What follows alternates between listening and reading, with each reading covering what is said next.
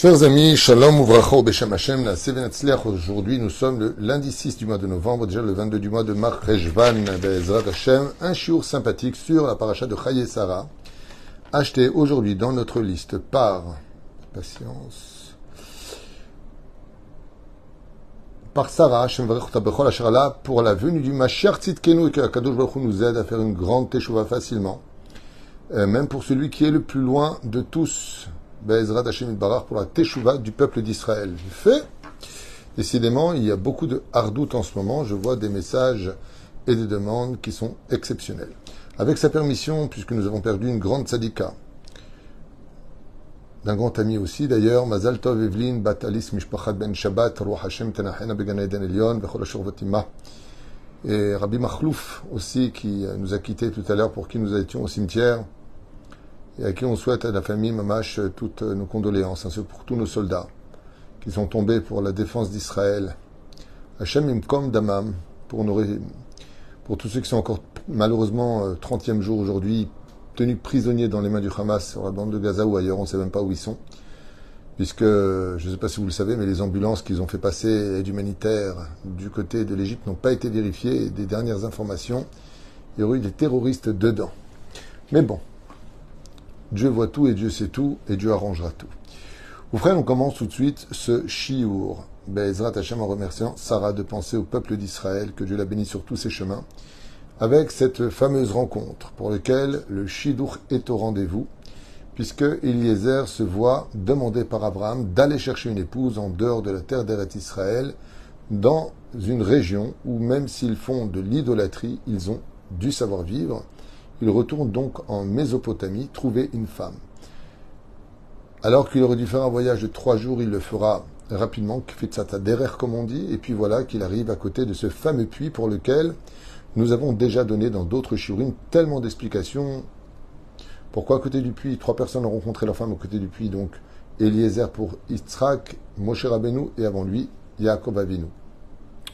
Les shiurim que je vous conseille vivement de regarder sur les presque 6000 cours qui vous attendent sur le site de Torah Traim. Velachen, nous allons avancer un petit peu plus loin, puisque Rivka, enfin, arrive, alors qu'Eliezer était en train de demander une condition précise d'apporter cette première femme qui apportera de l'eau à moi et à mes chameaux, eh bien, sera la femme que tu auras choisie pour Yitzhak. C'est-à-dire, Oufren, quelque chose de très particulier va s'instaurer dans les versets de cette paracha de Chaye Sarah, où on parle au début donc de la mort de Sarah, de son enterrement, et ensuite, quand se couche un soleil, se lève un autre soleil, la naissance de Rivka, qui, d'ailleurs, comme je l'avais dit un jour, c'est très curieux, mais les filles d'Israël doivent savoir que quand elles rencontrent leur futur mari, eh bien, comme c'est marqué dans cette paracha, Yitzhak était triste parce que sa mère n'était plus. La nuée de gloire s'était reculée. Les lumières du Shabbat qui brillaient toute la semaine se sont éteintes et le pain de préposition dans la tente avait noirci, pourri. Quand Rivka est arrivée dans la vie de Yitzhak, Chazal dit qu'un homme qui perd sa maman est mitnachem le jour où il se marie enfin. Et qu'est-ce qu'il a fait? Il a amené Rivka dans la tente de sa mère et d'un coup les bougies se sont réavivées, la nuée de gloire est revenue et le pain a retrouvé forme. De là, toute fille d'Israël qui veut rendre heureux son mari, si vraiment elle le désire, qu'elle sache que souvent le mari fait, au début en tout cas du mariage, des comparaisons entre sa mère et sa femme, ce qui agace beaucoup les épouses, je vous le dis dès maintenant, car elles n'aiment pas ce côté de comparaison ou compétition, ce qui est tout à fait légitime. Velachen, tout comme la mère donne tout gratuitement, elle aime son fils, en général sans condition, c'est son fils, elle est prête à tout pour lui. Il y a un petit peu, presque je dirais de façon inconsciente, que l'homme recherche un peu sa mère chez sa femme. Et lui répond souvent d'ailleurs, je ne suis pas ta mère. Oufren à retenir malgré tout. On rentre dans le vif du sujet, chers amis, avec un enseignement très intéressant sur la recherche d'une épouse dans cette paracha. Rivka Megia donc arrive avec son troupeau, Velachar Miken, Eliezer la met à l'épreuve et elle remplit parfaitement ses fonctions qu'on a aussi expliqué de quelle façon il la mettait à l'épreuve, qu'est-ce que cachait Eliezer à travers ses messages. Et là, d'un coup, la Torah nous parle de choses qui, franchement, ne sont pas forcément intéressantes. Il lui parle des bijoux qu'il lui a donnés. Donc, le bijou qu'il lui donne, ainsi la rend kinyan, c'est-à-dire qu'elle devient promise à Yitzhak et ne peut plus se marier avec plus personne puisqu'elle accepte ses bijoux par un chaliach au nom de Yitzhak. Ce qui aurait pu être très dangereux parce qu'en acceptant ses bijoux, elle est promise à Yitzhak et donc ne peut plus se marier avec quelqu'un d'autre. Et si elle ne savait pas qui était Yitzhak, eh bien on aurait perdu Rivka. Mais encore un autre sujet. Oufren, la Torah va nous dire des choses un peu bizarres, Belachar Miken, donc Ma'avir. Et là-bas, il est marqué Vaikach ha'ish nezem za'av beka mishkalo, veshne tzmidim asara za'av mishkalam. Qu'est-ce qu'on en a à faire de savoir qu'est-ce qu'il lui a offert et à quoi ça nous sert de le savoir? De qui plus est, on nous parle de quel matériel il s'agit. Il s'agit d'or, et puis de leur poids, combien il y en avait, combien il n'y en avait pas. On a envie de dire, on n'est pas dans un roman de Dallas ou de Gloire et Beauté, je ne sais pas ce que vous regardez, Dynastie, il y avait quoi encore? Les Feux de l'amour. Je sais tout ça par rapport à ma mère, bien sûr, que Dieu la bénisse. Et la Torah, elle est en train de nous dire qu'est-ce qu'il lui a donné. Mais qu'est-ce que j'en ai à faire, moi, de savoir en 2023 de l'ère vulgaire, qu'est-ce que Eliezer a donné à Rivka? Et comme on sait tous que la Torah est très avarde, qu'elle est très très très avarde de mots, que rien n'est prononcé si ça n'a pas des codes, des allusions qui sont cachées à l'intérieur, eh bien, elle ne nous le dirait pas. Et c'est ce que je vous invite, grâce à Rashi, à dévoiler et à découvrir ensemble pour comprendre qu'est-ce que cette paracha nous donne comme petit clin d'œil sur la perfection d'une femme juive dans la Torah. Alors, on revient en arrière. Rashi Akadosh nous dit Yeshnam Donkam Remazim. Il y a des allusions qui sont faites dans les diamants. Et puis en même temps, la deuxième question qui interviendra, à laquelle on va y répondre par la suite, c'est pourquoi est-ce que Eliezer va lancer des allusions à Rivka? Qu'est-ce qui l'inquiétait? Boni Rebbe Echad Be'ezrat Hashem. Nezem Za'av nous dit Rashi, Beka Mishkalo, Beka la Gulgolet, Sheitnu Be'ezrat Hashem Machatzit HaShekel. Il a fait une allusion en disant justement, Beka la Gulgolet, c'est une avamine, c'est une Xerashava, Beka Beka, que la Tidlavo, plus tard, les enfants d'Israël donneront Machatzit à Shekel. Et pourquoi Machatzit à Shekel? Parce que c'est une ordonnance divine sur le dénombrement des enfants d'Israël. Quel rapport avec Rivka? On va le voir. Ensuite, il y a marqué Shne tzmidim za'av mishkalam. Il a donné aussi des tzmidim.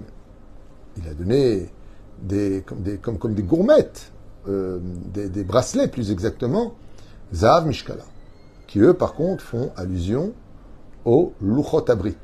Shne luchot abrit. Et Rashi dit Shne luchot abrit tzmudot, unis, l'un contre l'autre. Ok, on va essayer de comprendre pourquoi Rashi dit ça aussi. Et ensuite, ça finit par Asara, Za'av, Mishkalam, Asara, qui faisait donc 10 poids. Ces bracelets qu'il lui a donnés étaient lourds. Et cela fait allusion à Asara, les 10 commandements. Ok. Si on revient un petit peu en arrière, quand Rashi nous parle de Shnei Luchot Abrit, les 2 tables de la loi que Moshe descendra des enfants d'Israël. Ouais. Quelque chose d'extraordinaire. Shnei Luchot Abrit, d'accord. Mais qu'est-ce qu'il rajoute Rashi? Tzmudot.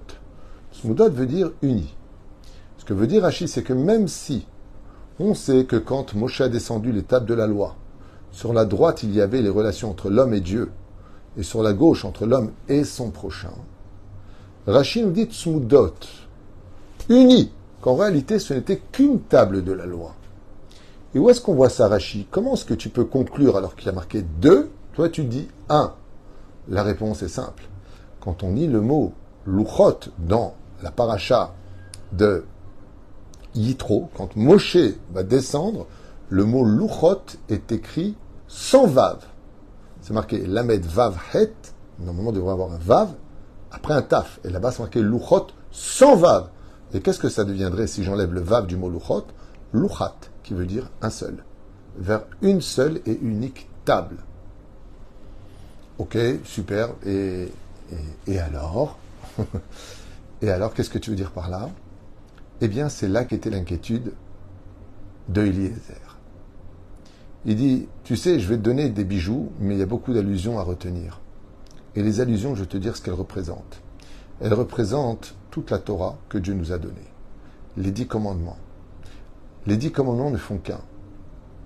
Car, dans le judaïsme, pour servir son Créateur dans une Avodat Hashem parfaite, il faut avoir des relations entre toi et Dieu qui soient parfaites et des relations entre toi et ton prochain qui soient parfaites. Tu dois être généreux, tu dois être bon, tu dois être diplomate, tu dois être Kafsrout. Tout comme tu juges toujours Dieu du Kafsrout, il faut aussi juger ton prochain du Kafsrout. Dieu nous envoie beaucoup d'épreuves, beaucoup de difficultés à surmonter, mais on l'aime. Il dit, est-ce que tu peux être pareil? C'est pas deux tables de la loi, c'est une table de la loi. Celui qui aime Dieu mais qui n'aime pas son prochain n'a pas de Torah en lui. Il n'y a pas de table de la... C'est de l'idolâtrie. Et celui qui aime son prochain, qui a un bon cœur mais qui ne sert pas à Hachem, c'est un homme qui a raté sa vie. Louchat abrit. Il n'y a pas de vave. Très bien. On rentre dans un enseignement qui passe pour toutes les générations. Mais qu'est-ce qui a inquiété Eliezer chez Rivka?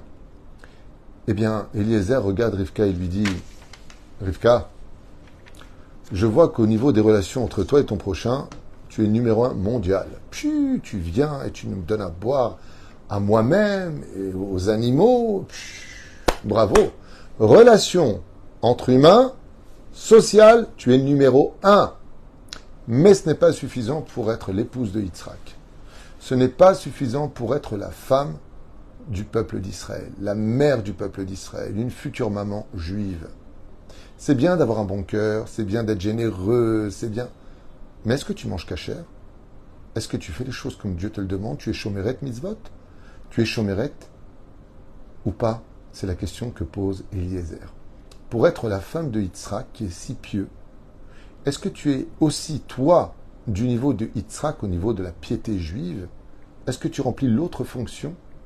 Et c'est pour cela que Rashi rajoute Luchot, Tzmudot. Est-ce que Tsamoud, est-ce que avec toi, ta façon d'être merveilleuse dans tes relations entre toi et ton prochain, tu rajoutes aussi ta relation entre toi et le Créateur du monde? Car Eliezer fait comprendre à Rivka que la maison juive repose essentiellement sur les épaules de la femme juive. C'est elle la responsable de la nida, de la pureté familiale. Elle peut dire ce qu'elle veut à son mari. Non, je suis propre. Non, j'ai pas. Oui, j'ai eu. J'ai déjà compté. J'ai pas compté. Le mari ne peut pas compter avec elle. Ce qu'il va mettre dans la bouche à table, c'est la femme. Dans sa Hirat Shamaïm, qui va acheter strictement cachère, vérifier s'il n'y a pas de verre, si ce qu'elle donne à manger à sa famille, eh bien, est conforme à la halakha. Et ça, c'est dans les mains de la femme. C'est elle qui crée la maison. C'est elle qui crée les fondations. Hisham Lushon Hashishot. Et Chazal nous disent, comme l'explique de façon merveilleuse le livre Haber Yosef, qui dit que en réalité, ce que va faire Eliezer, il dit, est-ce que tu as cette même relation extraordinaire entre toi et ton prochain de veiller sur lui que la crainte du ciel qu'il faut avoir pour perpétuer une maison juive? Et la reine, en merlo, Nezem, c'est extraordinaire, regardez bien ce qu'enseigne Chazal. Mais Nezem, Beka, où est-ce que c'est Nezem? Il lui a donné un bijou qui est très bizarre, Nezem. Nezem, vous savez, c'est ce genre de tabaat, de petites bagues qu'on met sur le nez. Et qu'est-ce qu'il a voulu lui dire par là? Alors à l'époque, c'est vrai que c'était de coutume de mettre une boucle ici, dans la narine, comme bijou. Mais chez nous, les Juifs, dans la Torah particulièrement, il n'y a pas stam des choses qu'ils ont dit. Un anneau, merci de m'aider. Donc cet anneau qui a été mis, il faisait allusion à quoi? À quel moment nous utilisons notre nez? Pour la mitzvah d'Arbat Aminim. Chazal nous dit, vous vous rappelez bien, que sur les 4 espèces de la fête de Sukkot, il y a ce qu'on appelle les Hadassim. Les Hadassim, eux, représentent celui qui a des bonnes actions. Pourquoi? Parce qu'il n'est pas consommable, mais il a du réach. Par contre, le Hétrog, lui, représente celui qui a et du goût et des odeurs. Le lave représente celui qui a du goût, mais qui n'a pas d'odeur. Et les Haravot représentent ni le goût, ni l'odeur. Qu'est-ce que vient faire Eliezer? Il lui donne des nezem qu'elle doit mettre maintenant à son nez pour lui dire, effectivement, dans le judaïsme, quand on sent les odeurs des hadassim, ils représentent les odeurs contre les bonnes actions. Et le goût représente l'étude de la Torah. Et c'est pour cela qu'il lui dit, maintenant viens manger. Elle l'invite à la maison. Est-ce que tu as où faire manger mes animaux? Est-ce que tu peux nous accueillir? Pour voir si maintenant qu'elle a des bonnes actions, est-ce qu'elle a aussi de la Torah en elle? Et c'est pour cela que quand il s'agit de la mitzvah du mariage, alors que Bethuel, son frère Lavan, dissuade leur sœur d'aller se marier et de suivre le commandement de la Torah, eh bien Rivka répond devant Eliezer, je veux suivre cet homme. Pourquoi tu veux le suivre? Pour faire comprendre à Eliezer que rien ne passera avant la volonté d'Hachem. Si c'est une mitzvah de se marier, je vais me marier. Si c'est une mitzvah de donner, je donne. Je suis à la hauteur de ma relation entre moi et mon prochain, au même niveau que moi et mon Créateur du monde. J'aime Dieu autant que j'aime les hommes, parce que Dieu vit à travers l'humanité.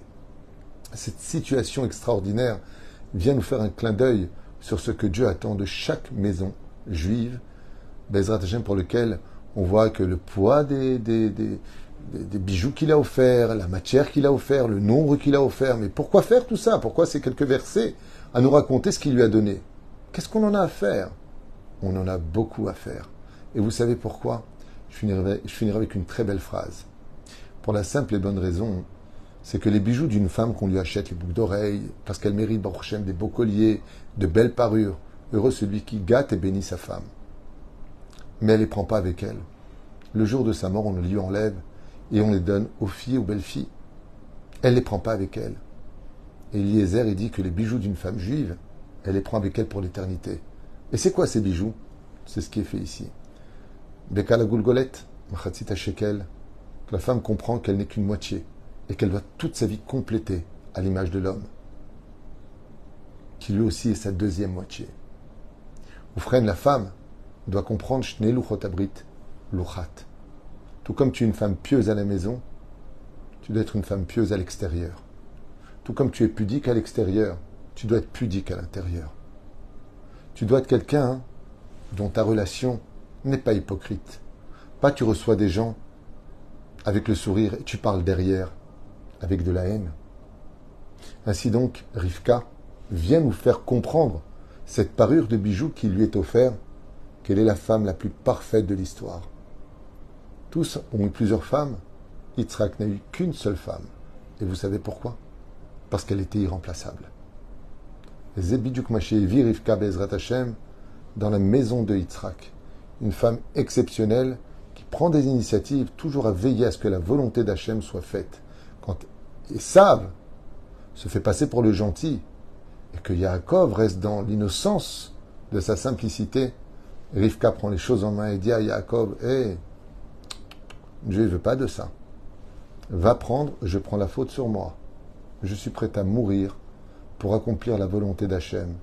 Même si la tsniout c'est difficile, même si de porter un kissou c'est compliqué, même si de respecter toutes les lois ne sont pas faciles, surtout quand on part en vacances, même si d'être juif aujourd'hui est empreint de haine sur le globe de la terre, je reste juive, pieuse, en contact avec mon Créateur, en toute confiance, parce que je sais que Dieu est avec moi.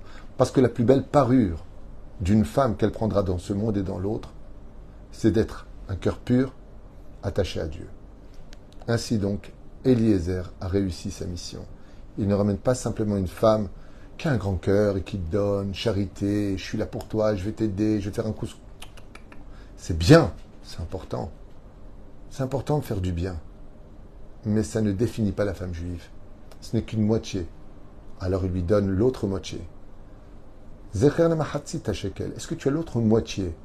Celle que Dieu a besoin de compter pour savoir s'il peut compter sur toi. Kol Tov V'Leitraot B'Shem Hashem Na'aseh V'Natzliach.